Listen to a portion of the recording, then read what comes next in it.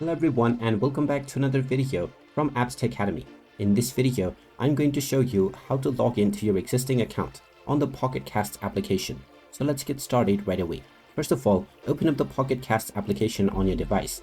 And if you haven't logged into your account already, you might see the Continue with Google or the Sign Up and Login buttons at the homepage. If you are directly taken into the Discover page, then tap on your profile icon at the bottom right corner and then tap on Set Up Account. Now you will see the Continue as well as the Login and Sign Up option. Tap on the Login button or continue with your Google ID if you have set up your Google account on Pocket Casts.